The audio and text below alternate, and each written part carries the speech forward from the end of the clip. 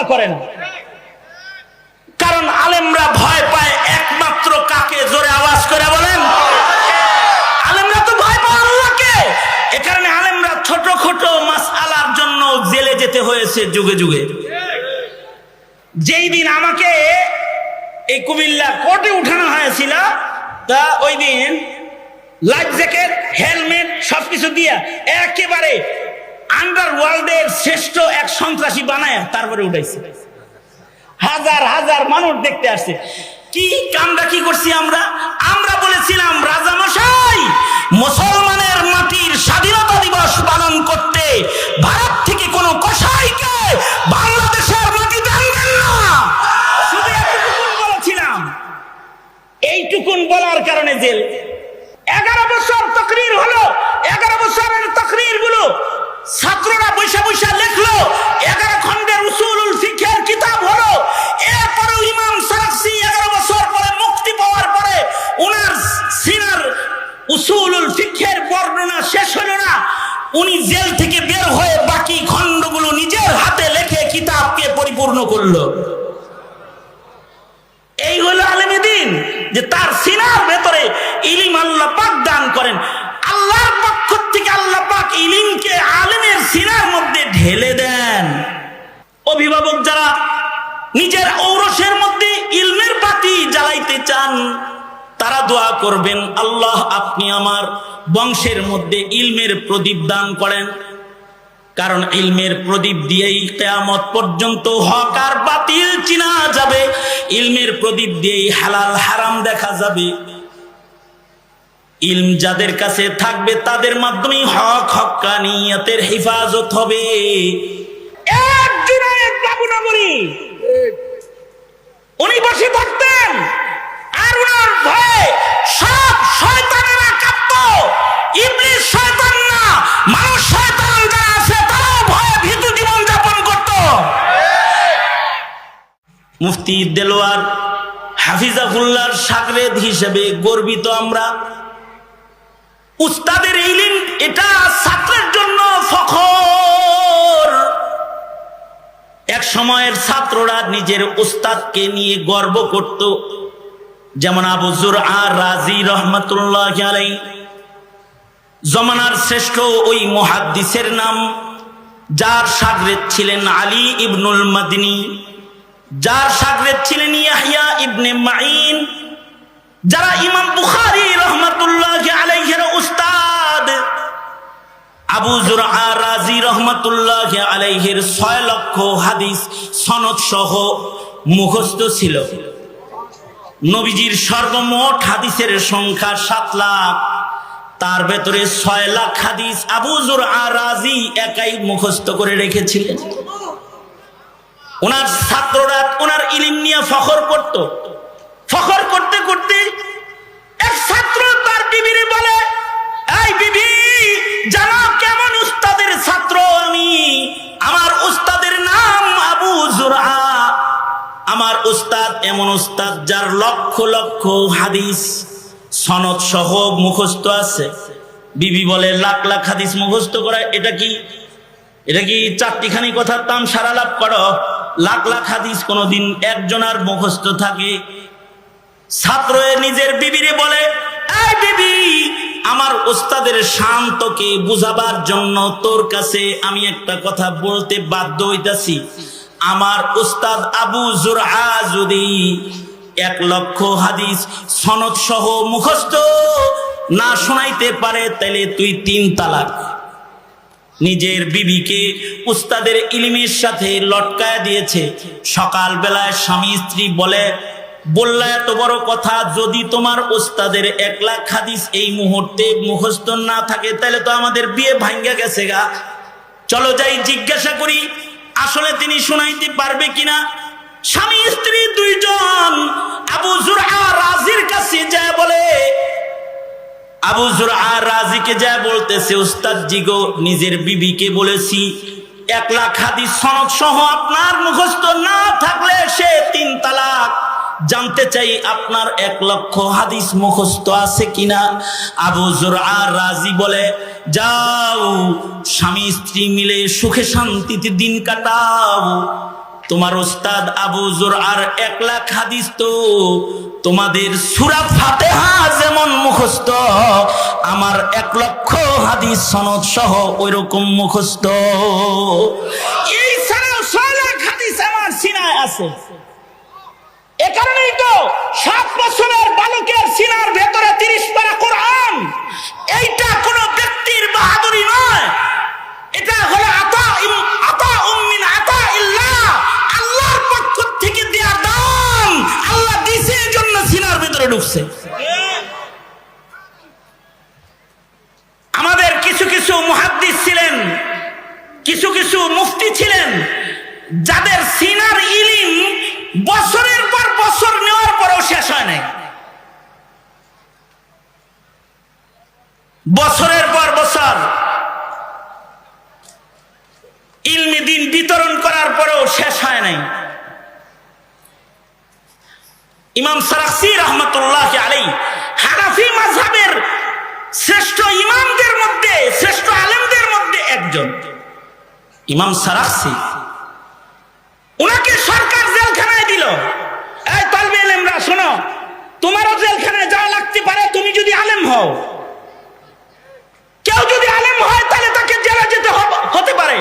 কেউ যদি আলেম হয় তাকে জালিমের জিন্দানখানায় বন্দী হতে হবে। কেউ যদি আলেম হয় তার হাতে হাতকড়ি পড়তেই পারে।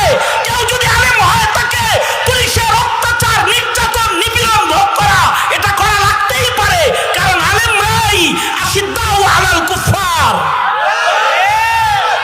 লা ইয়াখাফুনা লাওমাতা লাইম। তারা কারোর মালামত আর ভ্রষ্টতা, ভর্ৎসনাকে তারা পরোয়া করেন। কে তাদেরকে মালামত করবে, কোন আলেম এই পরোয়া করেন। কারণ আলেমরা ভয় পায় একমাত্র কাকে? জোরে আওয়াজ করে বলেন। আলেমরা তো ভয় পায় আল্লাহকে।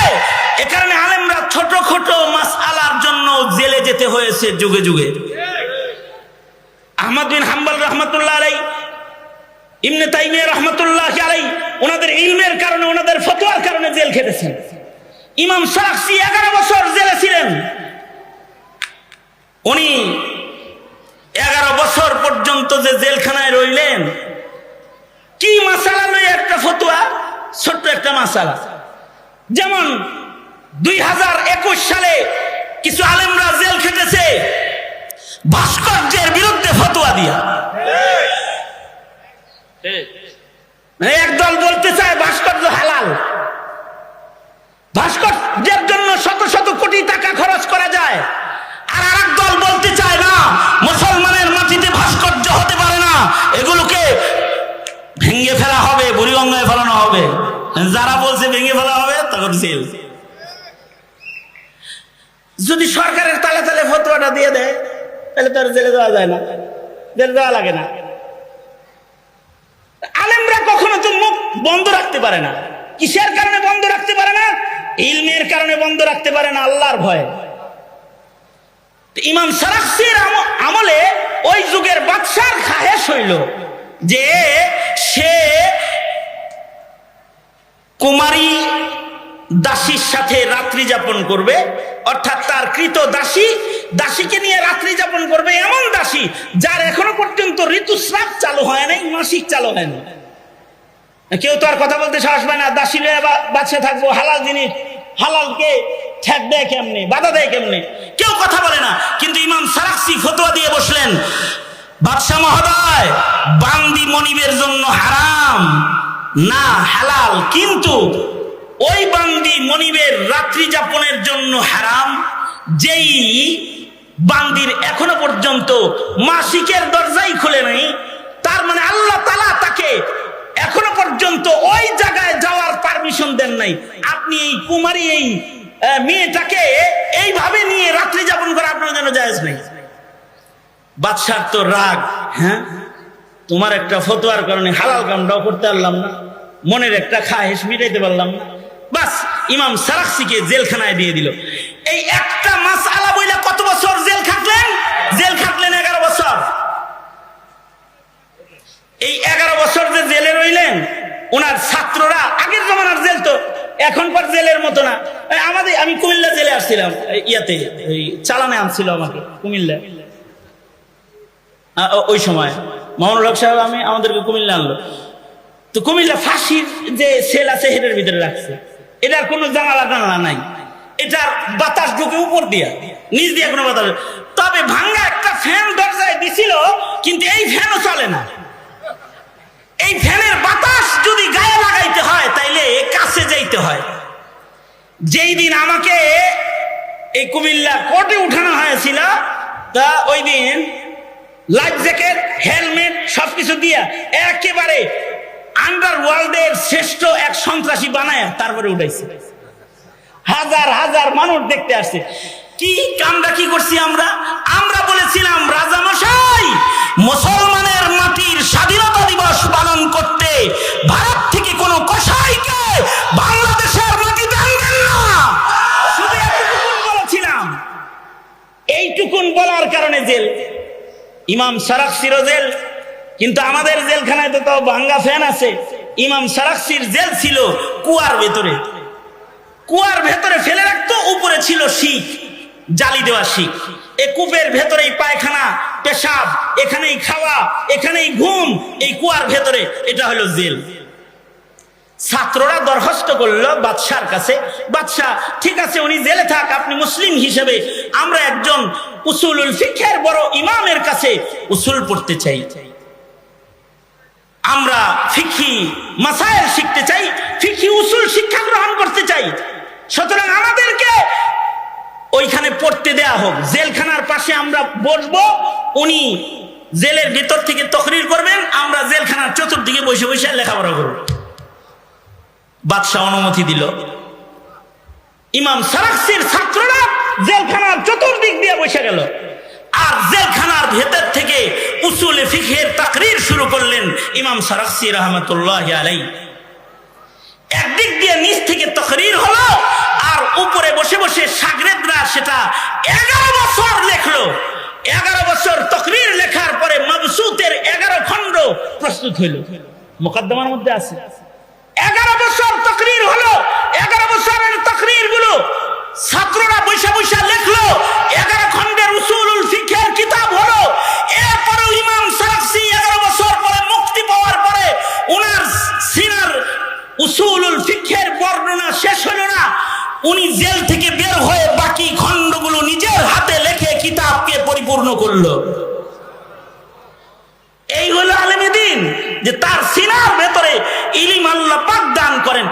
আল্লাহর পক্ষ থেকে আল্লাহ পাক ইলমকে আলেমের সিনার মধ্যে ঢেলে দেন, তখন সে মাসাইলকে বের করে আনে।